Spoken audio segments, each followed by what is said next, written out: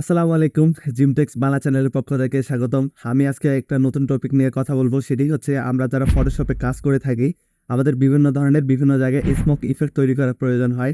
আজকে আমি দেখাবো আমরা ফটোশপকে ব্যবহার করার মাধ্যমে কিভাবে এই ধরনের স্মোক ইফেক্ট তৈরি করতে পারি। সেটা মোমবাতি হোক কিংবা মনে করেন সিগারেট অথবা যেকোনো একটা জায়গায় আগুনের ক্ষেত্রে পড়লে আপনি ব্যবহার করতে পারবেন। চলুন কথা না বাড়িয়ে শুরু করা যাক আজকের ভিডিও।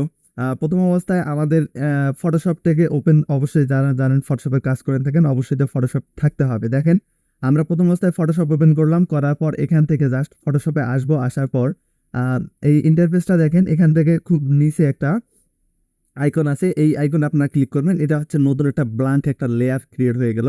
দেখেন, এই নতুন ব্ল্যাঙ্ক ক্রিয়েট করার পর এখান থেকে আমাদের ব্রাশ টুলে যাইতে হবে। ব্রাশ টুলে যাওয়ার পর এখান থেকে দেখেন দুইটা অপশন, এখানে একটা অপশন আছে গিয়ার আইকনে ক্লিক করব।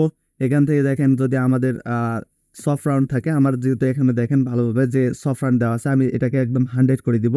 তাহলে আমাদের এটা হার্ড রাউন্ড হয়ে গেল। দেখেন, আমি এখান থেকে জাস্ট একটু ড্রয়িং করে নিলাম যে আমার ইফেক্টটা এই ধরনের হবে। ঠিক আছে, আপনাদের যে ধরনের প্রয়োজন হবে সেভাবে ড্রয়িং করে নেবেন। নেওয়ার পর আমাদের এখান থেকে জাস্ট আসতে হবে, ফিল্টারে আসবো। আসার পর এখান থেকে ব্লার গ্যালারিতে আসবো, দেন এখান থেকে পাথ ব্লারে ক্লিক করব।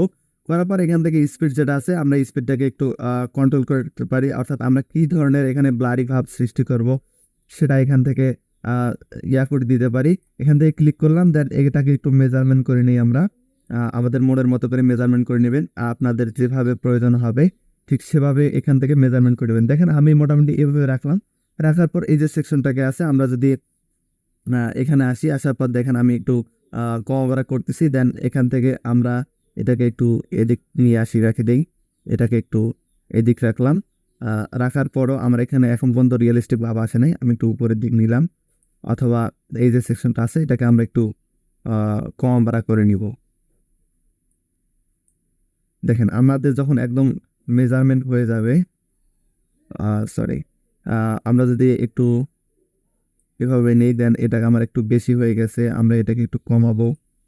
কমানোর জন্য এখান থেকে জাস্ট এই যে এভাবে নিলাম, রাখলাম। দেন এখানে রাখি।